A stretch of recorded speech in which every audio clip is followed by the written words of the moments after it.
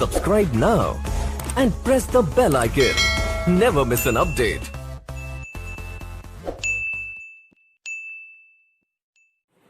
Hello दोस्तों, स्वागत है आप सभी का निमेश क्लासेस बांका के इंग्लिश के सेशन में। और ये हमारा नवा क्लास है।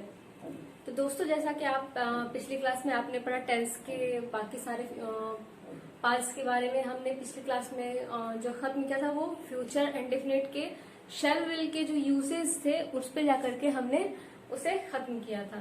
ठीक है, तो बारी आती है आगे पढ़ने की, तो आगे बढ़ते हैं। चलो, तो जैसा कि आप हमने पिछली क्लास में पढ़ा था फ्यूचर इंडेफिनिट के बारे में, और फ्यूचर इंडेफिनिट का जो हमने स्ट्रक्चर यूज किया था वो क्या किया था, शैल विल प्लस वर्ब का पहला फॉर्म। कौन सा? शैल विल प्लस वर्ब का पहला फॉर्म। और उसके बाद हमने जाना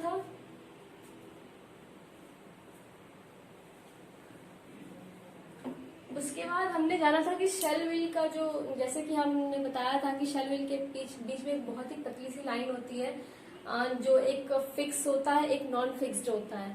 ठीक है, तो नॉन फिक्स्ड मतलब वो जो कि मैं करूंगा कि नहीं करूंगा ये मुझे भी पता नहीं, हो पाएगा तो ठीक है, नहीं तो फिर कोई बात नहीं। और फिक्स में क्या, मैं डेफिनेटली इन चीजों को करूंगा। तो नॉट फिक्स के बारे में ये मैंने बताया था कि शेल के साथ आई वी का यूज करते हैं एंड अदर सब्जेक्ट के साथ विल का यूज करते हैं।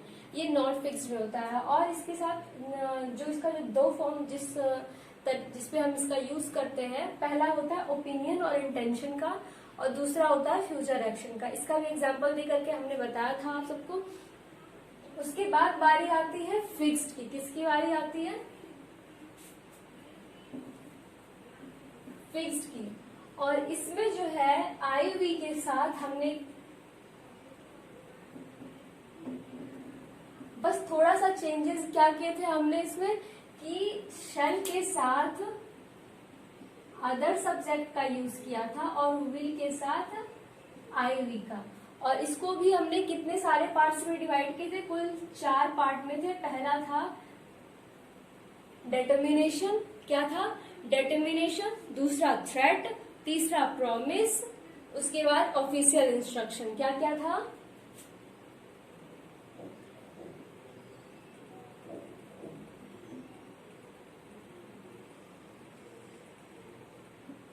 प्रॉमिस, थ्रेट,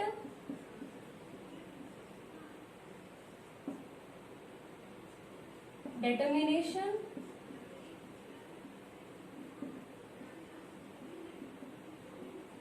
एंड जो फोर्थ था वो था ऑफिशियल इंस्ट्रक्शन। यही था प्रॉमिस, थ्रेट, डिटर्मिनेशन और ऑफिशियल इंस्ट्रक्शन। इस पे पिछली क्लास में मैंने कुछ एक एग्जाम्पल्स दिए थे, जिसके बारे में मैंने कहा था कि आप सब मुझे उन एग्जाम्पल्स के आंसर बताओगे। कमेंट सेक्शन में मैंने ये बातें कही थी कि आप सब मुझे इसके एग्जाम्पल्स बताओगे। तो कुछ जो क्वेश्चन थे, वो क्वेश्चन क्या था कि the police will shall catch the thief. और ये किसके अंतर्गत आता था? ये आता था थ्रेट के अंतर्गत। तो इसका एक था कि the police will shall catch the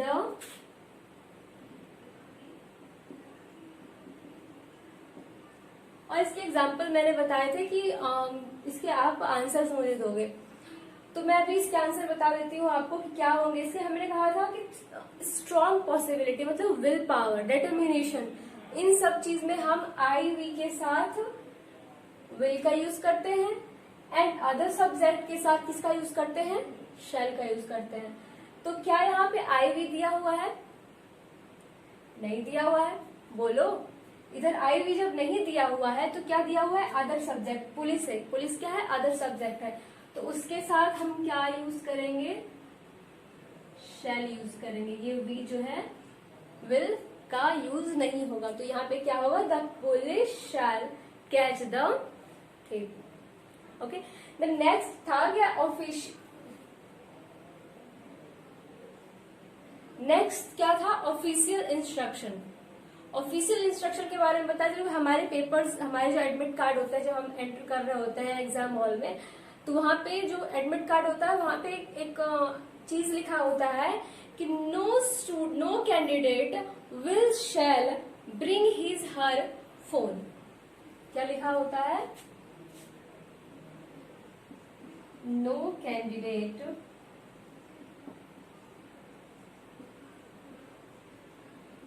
will shall bring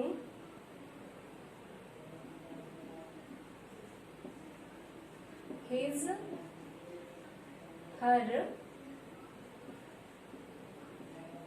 mobile phone. ये वहां पे लिखा होता है। तो आप मुझे बताओ कि इसमें जो है यहाँ पे विल का यूज होगा या फिर शाल का यूज होगा। तो जैसा कि ये भी क्वेश्चन मैंने पिछली क्लास में आप सबसे पूछा था, तो इसके आंसर्स क्या होंगे फिर, क्योंकि ये अदर सब्जेक्ट है तो यहाँ पे हम शैल का यूज करेंगे, विल का यूज नहीं करेंगे। गुड।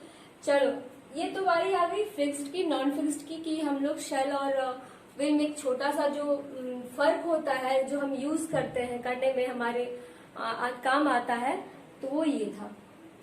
बढ़ते हैं आगे। अब इसके बाद हम पढ़ेंगे, आप लोगों ने आई होप कि इनसे नोट डाउन कर लिया होगा, पिछली क्लास की ही बात है ये। तो उसके बाद अब आते हैं नेक्स्ट क्लास पे।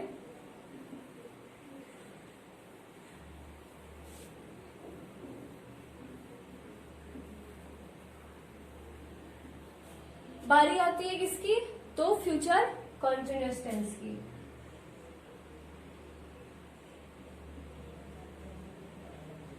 Future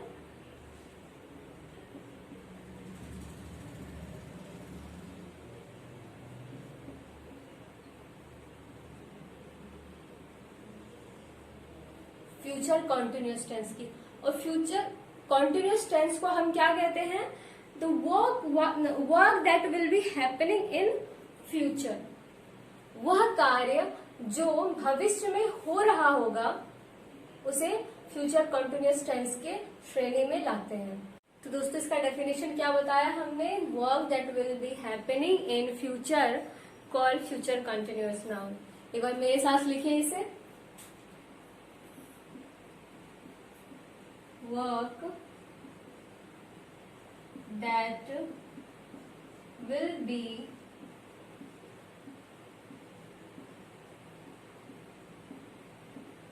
happening in future।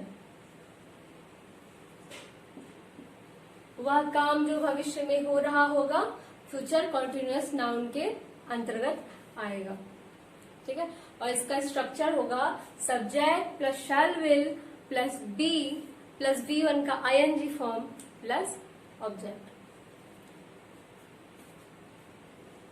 क्या होगा? Subject plus shall will plus be plus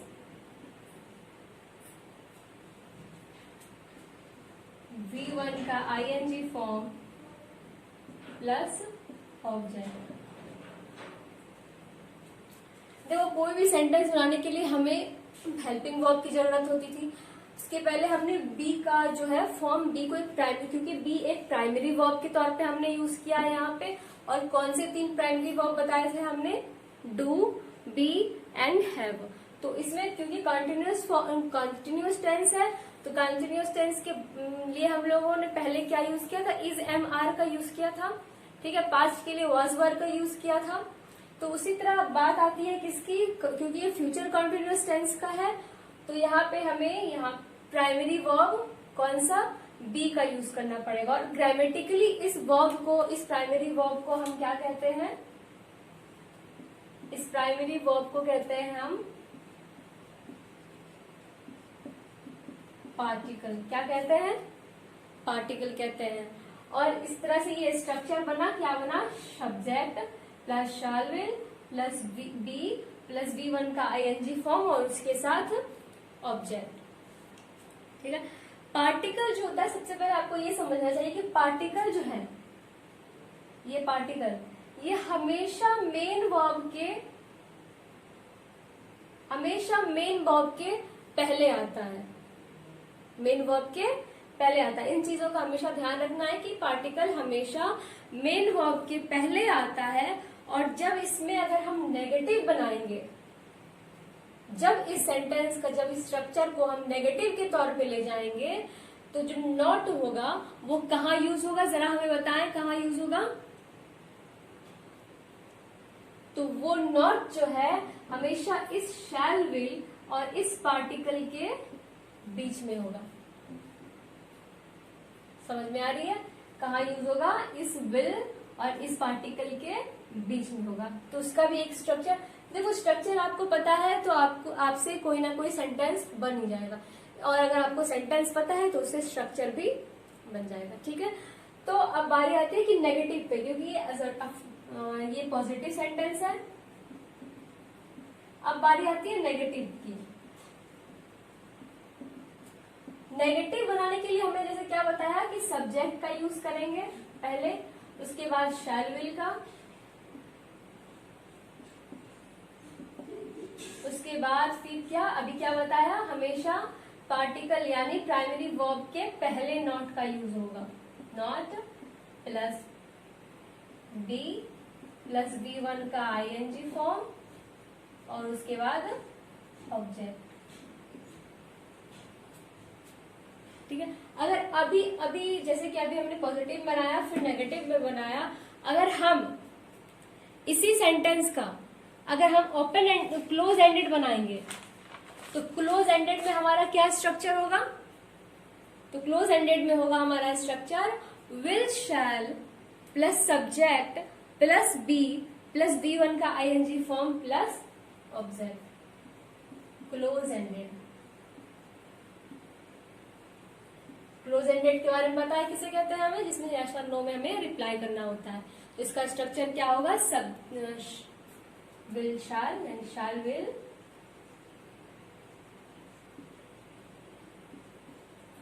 plus, अब इसके जगह पे हम क्या यूज करेंगे? शैल विल के बाद हमेशा हमें सब्जेक्ट का यूज करना है। किसका यूज करना है? सब्जेक्ट, और उसके बाद हम यूज करेंगे बी प्लस B1 का ING फॉर्म प्लस ऑब्जेक्ट, और उसके साथ क्वेश्चन सिंबल।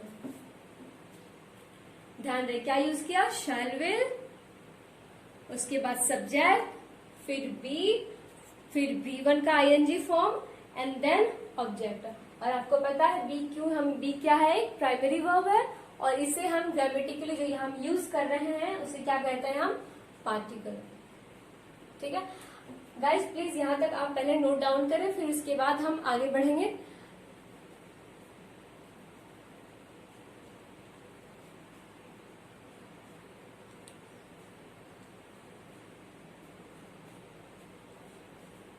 दोस्तों आई होप आप लोगों ने यहां तक लिख लिया होगा।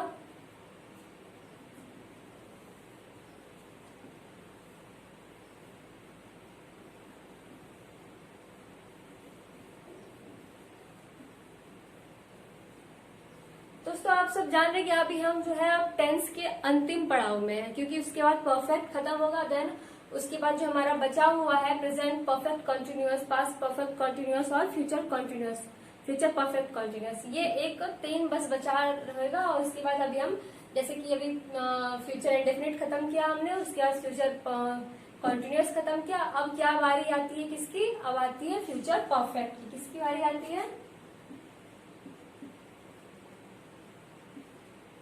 Future perfect tense. तो दोस्तों सबसे पहले ये समझना है, अगर एक छोटे से बेसिस पे जाएंगे तो हमें ये समझना चाहिए कि इसमें इसका जो सेंटेंस का लास्ट होता है वो आप सबको जहां तक पता ही होगा कि इसका इस सेंटेंस का लास्ट होता है चुका होगा, चुकी होगी, ये सब जो है इन सब छोटे छोटे वाक्य से इनका पूरा सेंटेंस जो है पहचान में आता है।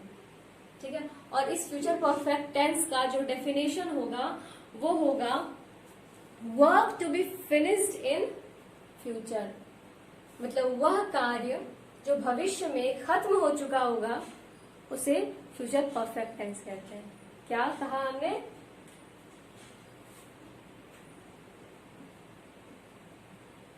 Work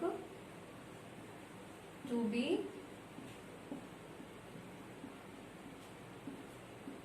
finished in future called future perfect tense। और जो इसका स्ट्रक्चर होगा वो क्या होगा, subject plus will plus have plus V3 plus object. क्या होगा, subject plus will plus have plus V3 plus object. अभी आपको समझ में आ रहा है कि मैंने ये V3 क्यों यूज किया। मैंने ये V3 का यूज इसलिए किया क्योंकि ये परफेक्ट है, ये परफेक्ट टेंस में आता है, इसलिए हमने यहाँ पे V3 का यूज किया। और जब क्योंकि दोस्तों जैसा कि आप सबको पता है कि हमें जो सेंटेंस को कंप्लीट करने के लिए प्राइमरी वर्ब की जरूरत हुई थी हेल्पिंग वर्ब के तौर पे, ठीक है। और वो कितने प्राइमरी वर्ब थे टोटल, तो टोटल 3 प्राइमरी वर्ब थे, है ना। और वो तीनों प्राइमरी वर्ब कौन कौन से थे, पहला था डू, दूसरा था बी एंड तीसरा था हैव।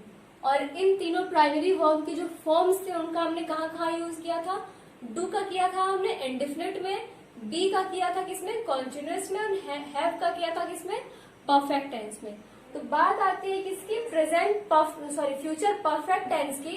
तो जब ये परफेक्ट है तो इसलिए हमने पहले तो V3 का यूज किया और उसके साथ हैव का यूज किया। और ये हैव जो है, जैसे कि अभी आपको बताया पिछले फ्यूचर कंटिन्यूअस में कि जो बी है वो ग्रामेटिकली क्या कहलाता है, कहलाएगा पार्टिकल कहलाएगा, है ना। और उसी तरह से यहाँ पे जो हम हैव यूज करेंगे उसे भी पार्टिकल कहेंगे।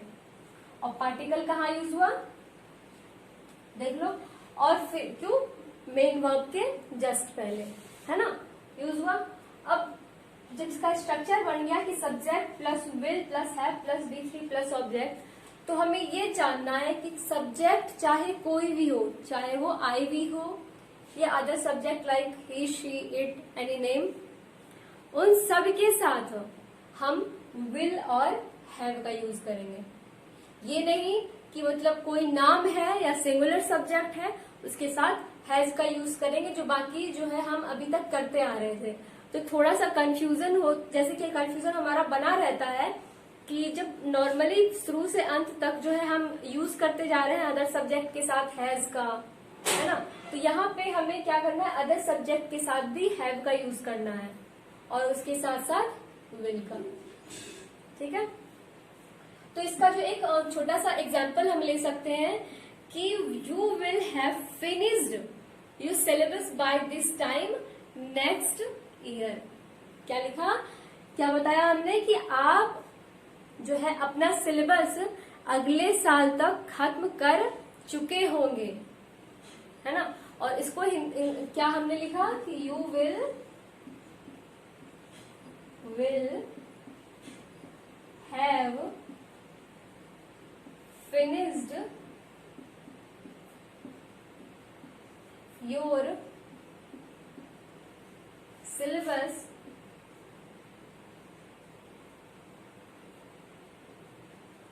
by this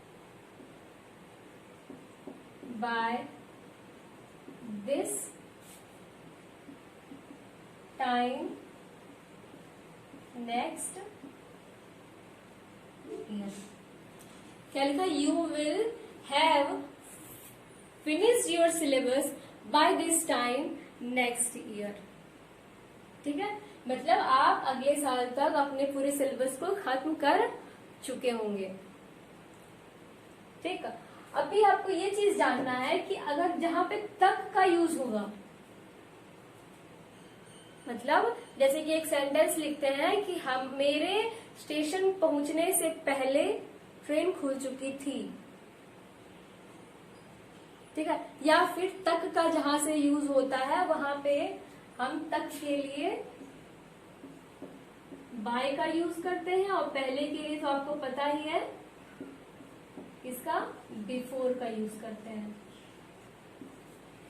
तो ये हम अगले साल तक आप सिलेबस कंप्लीट कर चुके होंगे, तो ये सेंटेंस ये कहलाती है।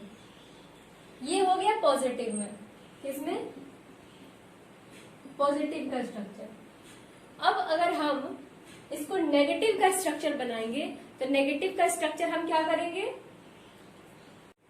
तो हमारा नेगेटिव का स्ट्रक्चर क्या होगा? Subject plus will plus not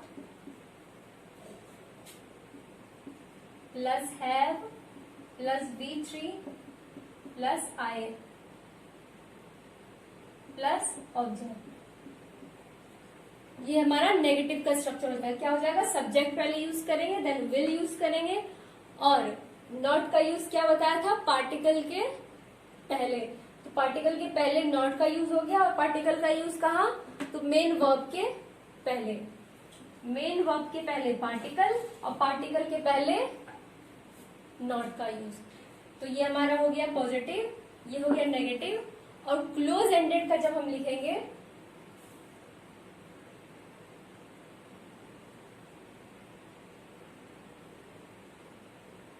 close ended का जब लिखेंगे तो इसका स्ट्रक्चर क्या बनाएंगे हम? इसका बनाएंगे कि हम इस विल को सब्जेक्ट के पहले ला करके रख देंगे। मतलब विल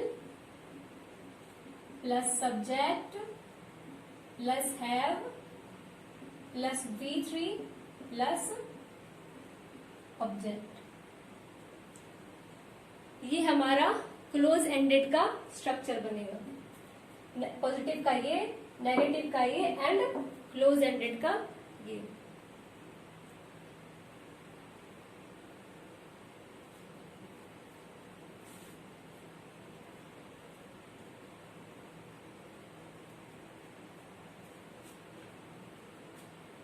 दोस्तों, आप लोगों ने आई होप ये सारी पूरे की पूरी लिख ली होगी और समझ भी गए होंगे। तो आज का क्लास बस इतना ही। और जो बचा है हमारा, क्या बचा है? परफेक्ट कंटिन्यूअस का तीनों सेक्शन, प्रेजेंट, पास्ट और फ्यूचर का बचा हुआ है। तो वो हम अगले क्लास में लेंगे। तब तक के लिए आप खुश रहिए, खूब सारा पढ़िए। टेक केयर और बाय बाय।